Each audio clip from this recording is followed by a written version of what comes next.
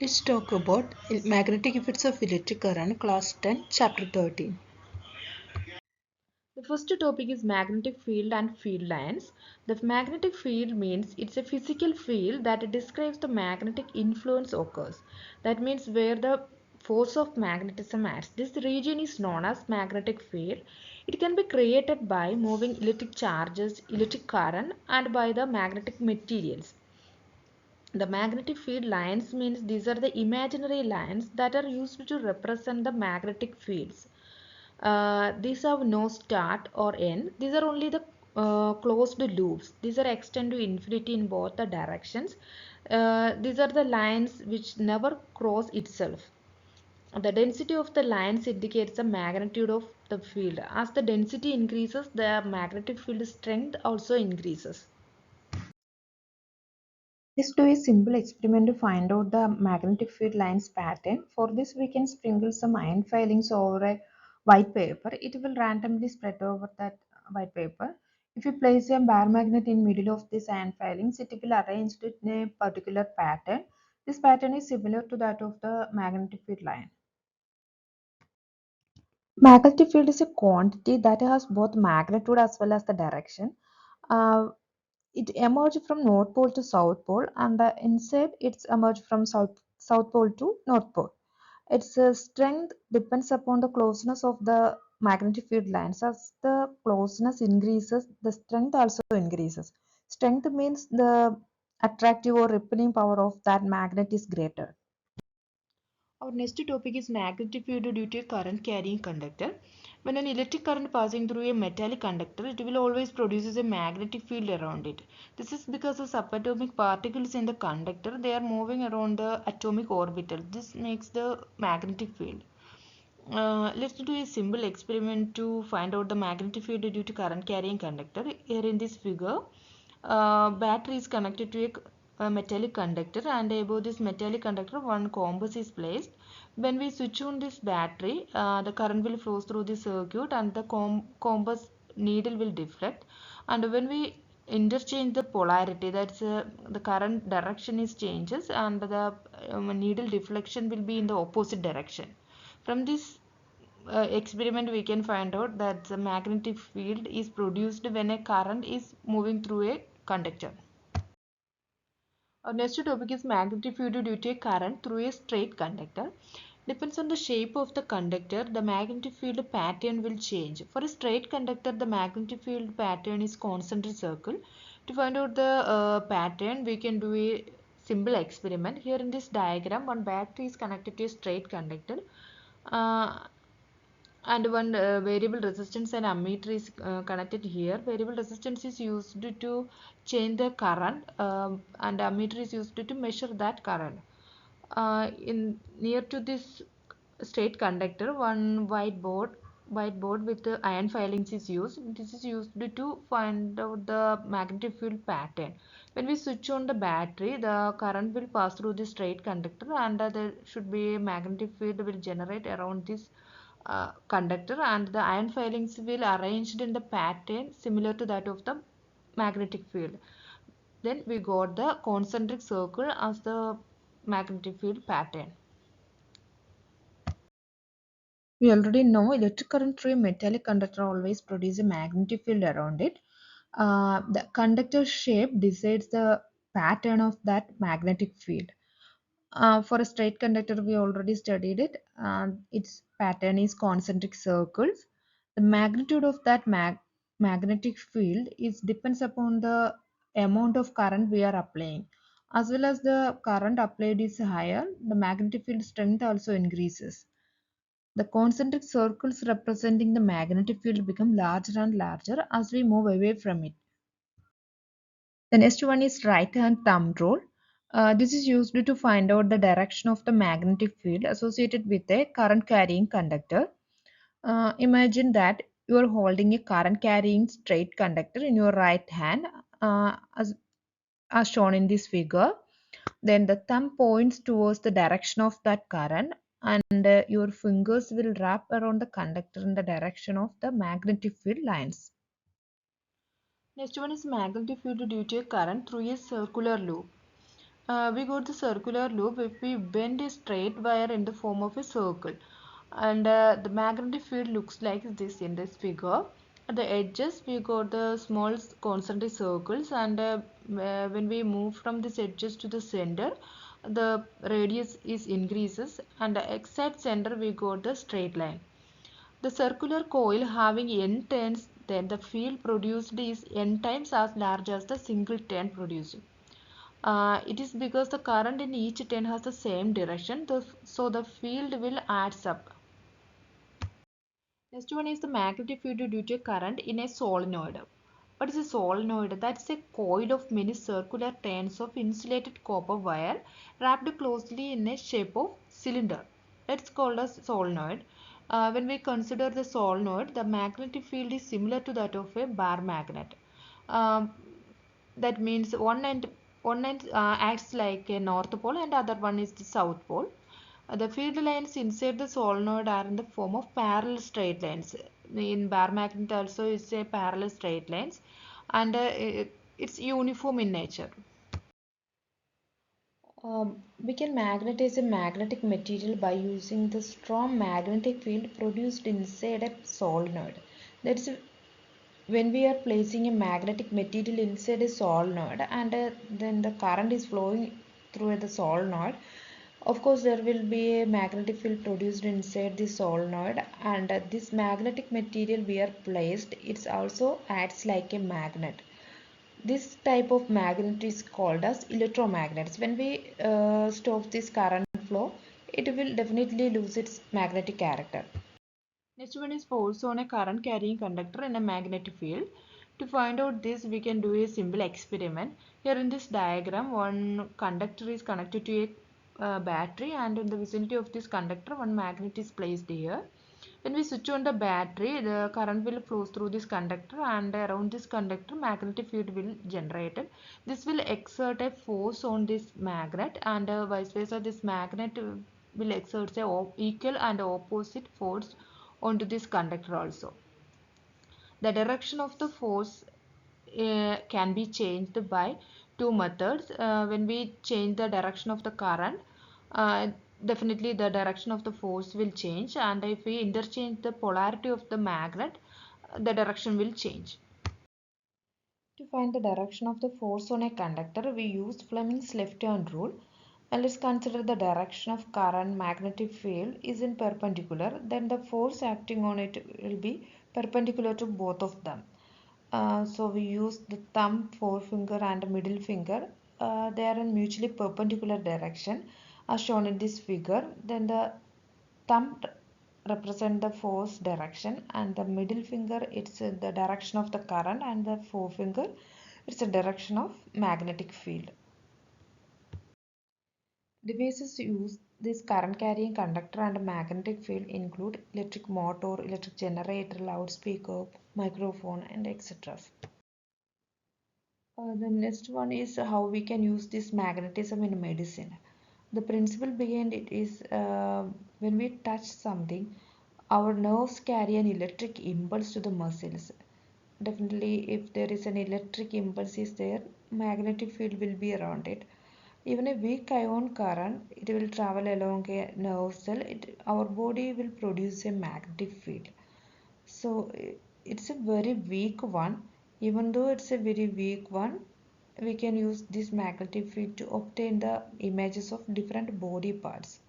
The two main organs producing this magnetic field is our brain and our heart. This is done by using a technique called magnetic resonance imaging (MRI) scans. Next one is electric motors. Electric motor means a rotating device that convert electrical energy to mechanical energy. The electric motor is used as an important component in electric fans, refrigerator, mixers, etc. Let's consider this electric motor. In this electric motor, a rectangular coil ABCD is there. It's an insulated copper wire. This coil is placed in between the two poles of the magnet, where the two arms AB and CD are perpendicular to this magnetic field. The ends of the coil are connected to two halves of P and Q, that's split rings. and the inner side of these halves are insulated and it's attached to an axle. It's labeled here, and external conducting edges of P and Q touch two conducting stationary brushes, that's labeled here as X and Y. When we switch on the battery, the current will flow from this battery through the brush X and then the arm AB, then arm CD. After that, it will flows back to the battery through the brush Y. The current in the amps AB and CD are opposite to each other. The direction is opposite. From the diagram also we can find out it's opposite in direction. To get that force direction on a current carrying conductor and magnetic field, we can use the Fleming's left hand rule. The force acting on the arm AB pushes the split ring into the downward direction and the CD pushes it in the upward direction, which we can find out by using the Fleming's law also, Fleming's left hand rule also. And thus the coil and the axle, they are mounted free to turn around the axis. So this whole part will rotate in an anti-clockwise direction. After the half rotation, the split ring Q, that's moving upward and it touches the brush X, and the split ring P, it is moving downward direction and it will touch the brush Y. That's why the current direction is reversing. First of all, it's moving in the direction ABCD. Now it's reversed to DCBA. Okay, the device that reverses the direction of flow of current through the circuit is called as commutator. Here it is possible by using these split rings. So here the split ring acts as the commutator. The reversal of the current also reverses the direction of force acting on the two arms. That's why before it's moving in an anti-clockwise direction, now this whole part will move in a clockwise direction. Thus the arm AB, it reverses its direction and the reversing of current is repeated at each half. Next topic is electromagnetic induction. It is production of electric current in an electrical conductor by using a changing magnetic field. This can happen when the conductor is placed in a moving magnetic field or when the conductor is moving in a stationary magnetic field. It's obviously convenient to use this stationary magnetic field. This was discovered by Michael Faraday. Here in this diagram, one coil is there and it's connected to a galvanometer, and one moving magnet is inside this coil. When the magnet is moving, there is an induced potential difference, and that's why there is an induced current also flow through this circuit. We can detect it by using a galvanometer. Its needle will deflect. If we interchange the poles of the magnet, the galvanometer deflection will reverse, and if the coil and this magnet is in a stationary position, there is no induced current will flow. From this we can find out that only the changing magnetic field can produce the induced electric current. Here in this diagram, two coils are there. Coil 1, it's known as primary coil, and coil 2, it's a secondary coil. The primary coil is connected to a battery and the secondary one is connected to a galvanometer. When we switch on the battery, then the current will flow through this coil 1 and it will change the current. That's a first stage, it's a 0, and when we switch on, it will changes. That's a current changes. Then the magnetic field will change in the first coil. This will induce a magnetic field change in the secondary coil also. That's why there is an induced electric current in the secondary coil. That's why this galvanometer will deflect. This is actually known as the electromagnetic induction. That means this process by which the changing magnetic field in a conductor induces a current in another conductor. This is called as electromagnetic induction. We can induce the electric current in a coil either by moving this coil in a magnetic field or changing the magnetic field around this coil. That's a magnetic field in a moving position and the coil is in a stationary position. It's most of the times it's convenient to move this coil in a magnetic field.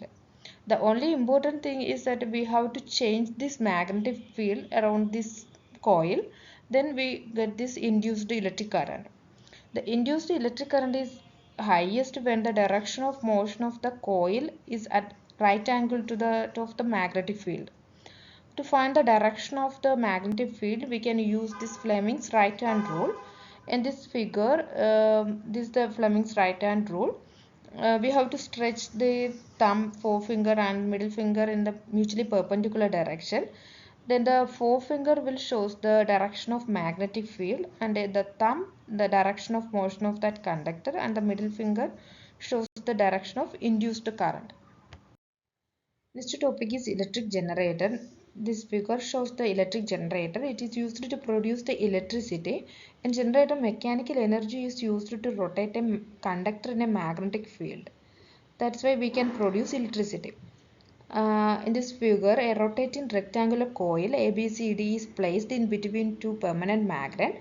The two ends of this coil is connected to two rings R1 and R2. It's labeled here. The inner side of these rings are insulated, and these rings are attached to two conducting brushes B1 and B2. The ring R1 is connected to a brush B1 and R2 is connected to the brush B2.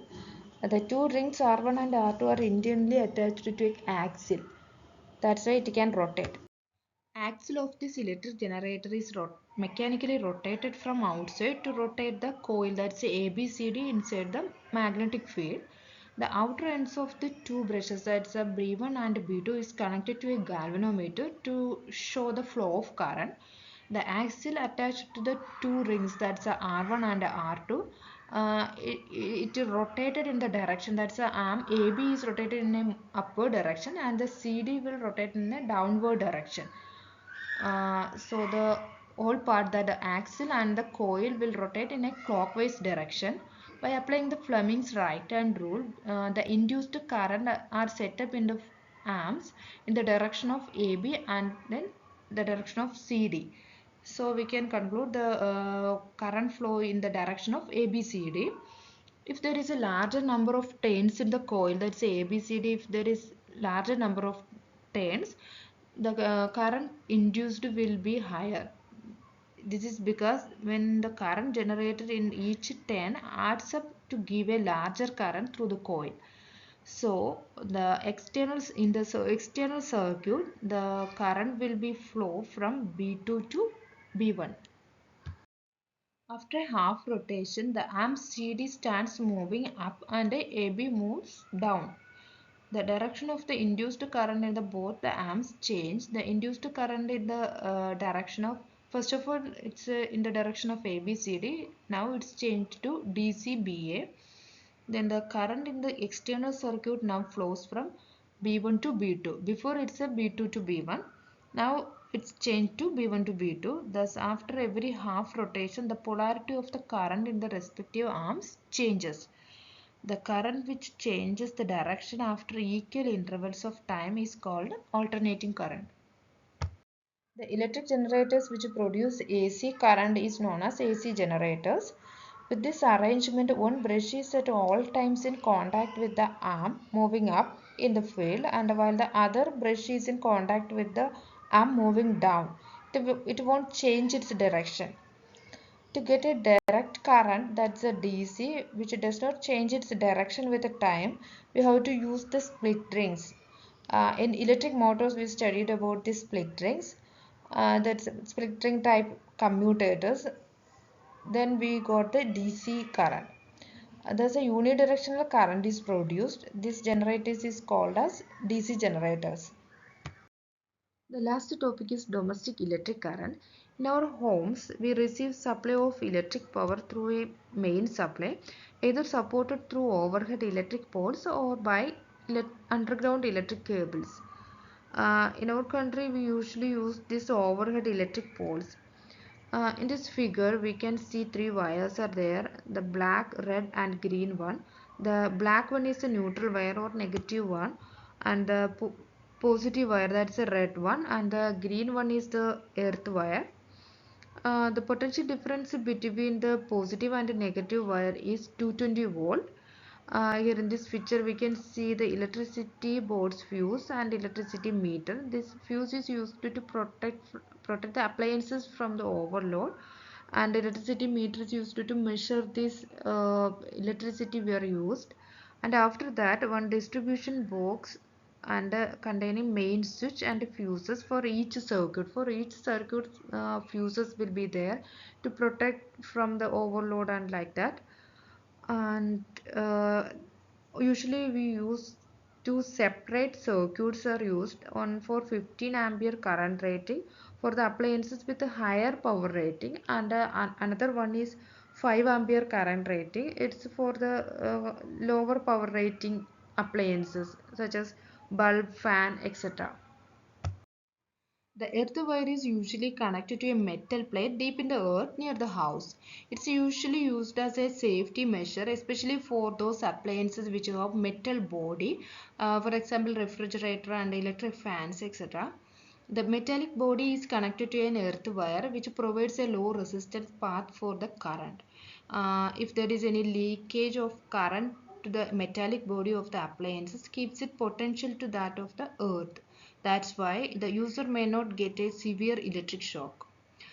From this figure, in each separate circuit, different appliances can be connected across the live wire. That's a positive wire and the neutral wire. From this figure, we can see that the positive and the negative wire, so many appliances are connected.